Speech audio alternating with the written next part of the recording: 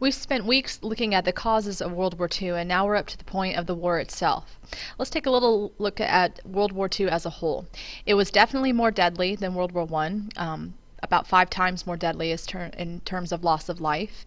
And World War II was much more devastating on civilian populations. Although civilians had been attacked in World War I with air raids, they were much more heavily targeted in World War II. So therefore, whole towns and villages were destroyed, civilian populations were wiped out or displaced, which would cause a lot of social issues in the years after World War II as Europe struggled to rebuild. Also, unlike World War I, World War II was a war of rapid movement, especially with Hitler's Blitzkrieg tactics, and there were many locations that the war was fought in, including Europe, the Pacific, and North Africa as well. So this is definitely a total war in its truest sense, and definitely a worldwide conflict at the same time. You can see at the bottom of your screen some essay questions that you might be given on paper 2 about World War II in terms of the actual war itself. Hitler's main strategy in Europe at the beginnings of World War II was the Blitzkrieg strategy. It was a strategy of rapid movement, which was kind of similar to the Schlieffen Plan, where they planned to attack in a rapid way and quickly take over France and then move their direction towards the east, towards Russia. So it's the same idea of a rapid, quick approach. However, in this situation, because Germany had already secured the Nazi-Soviet pact, they weren't necessarily worried about any Russian threat at this point, and the two countries had agreed to secretly divide up Poland. So on September 1st of 1939 is when Hitler began his Blitzkrieg of Poland, and with that and the Soviets' troops entering from the east, Poland was quickly subdued, even though they did put up a heroic fight, and in less than a month's time, Poland was divided up between the two countries of Germany and the USSR. So the Blitzkrieg strategy was definitely effective for Hitler and gave him the confidence to continue. However, in the following months after Poland was taken over, it was mostly Stalin who was doing the action. He used the opportunity of Hitler kind of taking a pause to his advantage, and Stalin quickly took over the Baltic states that you can see mentioned on 143, including Estonia, Latvia, and Lithuania, and then invaded Finland. If you look at the sidebar on page 143, it gives you a little bit more insight into these actions by Stalin with the Soviet Union in taking these Baltic states. In the country of Finland, there was a fierce resistance, and so even though the Soviets ended up winning, it was kind of a humiliation for Stalin because he had a pretty heavy loss towards the Finns, who he considered inferior. So you can see that directly after the Poland invasion and takeover, it was mostly Stalin doing the action and Hitler kind of taking a pause. So while Hitler was not very active in this time period, the French massed their forces along the Maginot Line, which was a series of fortifications that the French had built from earlier in the period before World War II, and they used it as a line of defense, hoping that the Germans would be deterred from a future attack, but at this point realizing that most likely Hitler would strike at some point. However, Chamberlain believed that with this period of inactivity that Hitler would be stopped and would not continue. He was proven dead wrong just a couple days later after making that announcement, because Hitler began his next invasion of Denmark and Norway in April of 1940. The reason why these locations were needed was because Hitler did plan to go into Western Europe and take over France and Britain. Denmark was in the way of that. And when it came to Norway, Norway was a location that he needed to secure in order to have access to Swedish iron ore, which was necessary for the munitions that the Germans needed. In Britain, this had a devastating political impact for Chamberlain because he was dead wrong in his prediction of Hitler's next move, believing that Hitler would be stopped. Maybe he was still a little bit naive from the appeasement time period, but basically he was no longer the prime minister, and a coalition government under Winston Churchill entered Britain.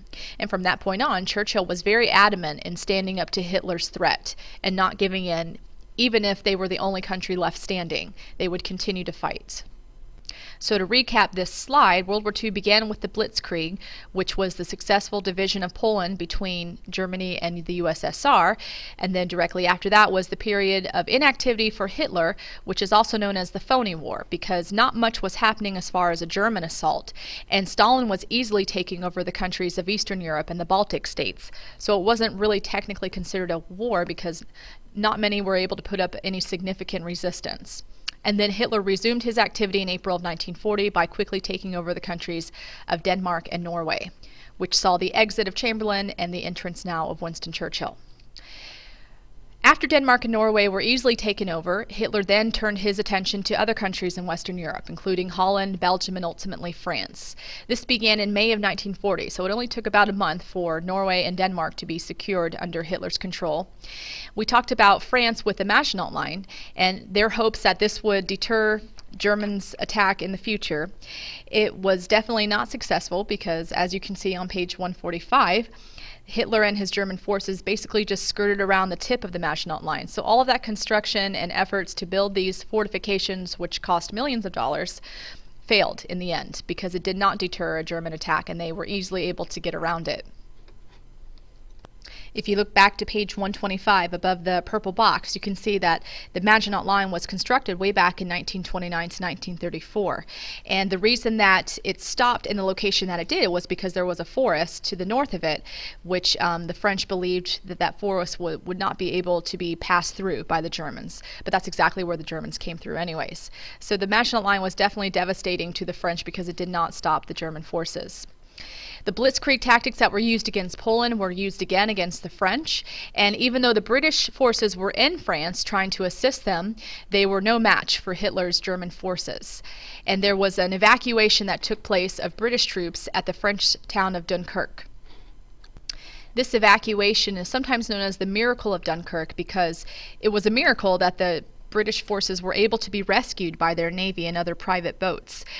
Fortunately for the British, there was some bad weather that prevented some of the German Luftwaffe from getting their planes to stop this evacuation from taking place. So these British troops were able to retreat back to Great Britain, and that kind of boosted their morale a little bit, but really this evacuation showed how unsuccessful the British and French forces were against Hitler's German forces using their Panzer tanks and their Luftwaffe aircraft. They were very strong at that point. It was a serious blow. There was a ceasefire signed in June of 1940, which is when France was successfully captured by the British. Prior to that, a few days, Paris, the capital of France, was captured, and the the president at the time requested an armistice. If you notice the location of where this ceasefire was signed, which is when the French pretty much gave up to the Germans, it was the same exact location where the Germans were forced to surrender back in 1918. And that was done on purpose as a humiliating slap in the face to the French. Most of the country of France, if you look at the map on 145 at the bottom, was in German hands, but there was a portion in the southern part of the country that was unoccupied, but they did have to sign an agreement with the Germans, basically saying that German control would remain supreme. So much of the country of France was occupied and demilitarized, or were given the understanding by the Germans that they must cooperate with the German government. The portion of France that was not occupied by the Germans, where they did have to sign an agreement with the Germans, they actually collaborated in some cases with the German government and participated in some of the Holocaust activities, which many people don't realize. But what's most notable about this time period, from April to June of 1940, was that Hitler and the Germans had done more in this short time period than the Germans had done in all of World War I. So these Blitzkrieg tactics were extremely successful, and the Germans dominated almost all of Western Europe, Central Europe, and Northern Europe. The Italians now were starting to enter their own forces to assist Hitler, and at this point, the Nazi-Soviet pact was still in existence. It was going to be broken soon after, but at this point, the Germans did not have to fear any Soviet threats, and Stalin was happy just taking the countries in Eastern Europe and the Baltic states that he had wanted for himself. So the question was, what was going to happen with Britain? They were the only ones left standing against Hitler and the Nazis. If you look at the map again on 145, you can see the areas that were taken by the Germans and also by the Russians in Eastern Europe. And you can see how much of Europe was under the control of one of these two countries. And it was staggering how much success that the Axis powers had, and even though the Soviets weren't a part of it, they had actively expanded during this time period to their advantage. So let's take a look at the Battle of Britain and how they were able to withstand the Nazi onslaught where others had failed. A lot of it has to do with role of Winston Churchill. He was almost a polar opposite of Neville Chamberlain. He came into a situation where the Nazi threat was very real. Britain was the only one left standing, and he knew that, and he knew Hitler had his sights set on the country of Great Britain. But unlike Chamberlain, who tried to appease and make friendly terms with Hitler, Churchill was dead set against any type of agreement with Hitler. He stood up to Hitler no matter what. If you look at page 146, there is a speech, an excerpt of a speech anyways, that Winston Churchill delivered to the House of Commons in June of 1940.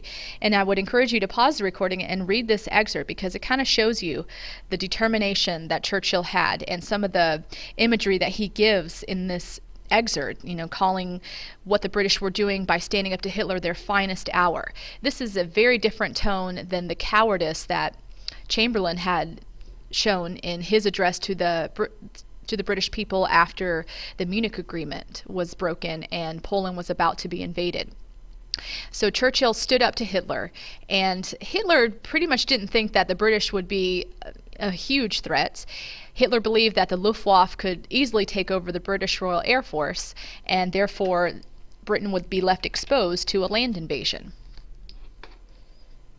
If you look at the top of page 147, you can see how this attack on Britain began in July of 1940. The German Luftwaffe came in and opened up by concentrating their air attacks against Britain's airfields and starting the bombing of London day after day and other major cities. And this was known as the Blitz. It was Germany's attempt to rapidly take over the British with air forces.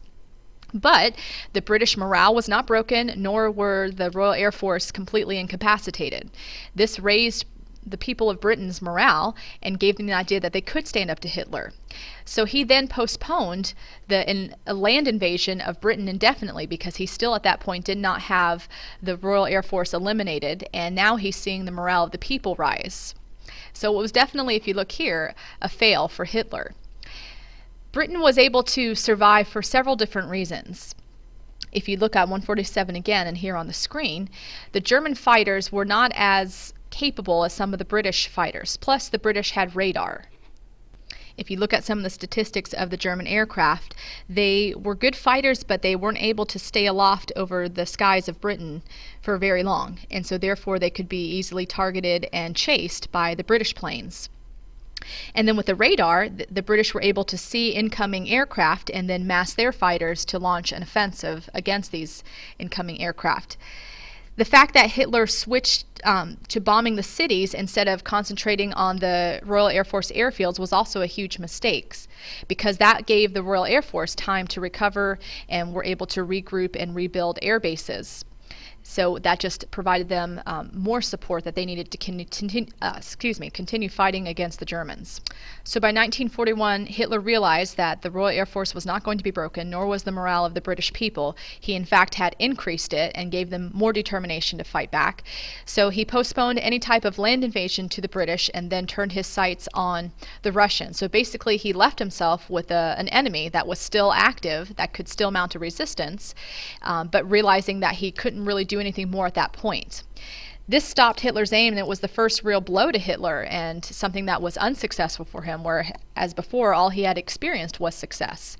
It's also significant because when the D-Day invasion comes in June of 1944, it was Great Britain's shores that the Allies launched their forces from. So had Britain been taken over by Hitler, they would have not had that staging ground that was necessary for D-Day to be successful. To me, it's very inspiring that the British people were able to keep their determination and morale going even when their cities were being bombed relentlessly and civilians were suffering. Churchill encouraged them to keep on and not to give up and to never surrender into evil like Hitler.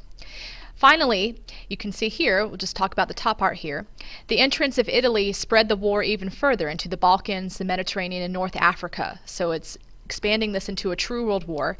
And in September of 1940, Mussolini launched several key offensives down in North Africa with Egypt and into Greece. Both of these failed, and Hitler had to come in and assist, just kind of like how in World War I, the Germans had to keep backing up Austria-Hungary.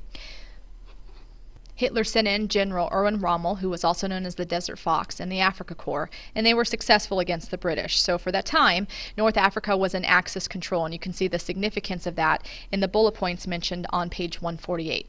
We'll stop here and pick up with Operation Barbarossa next time.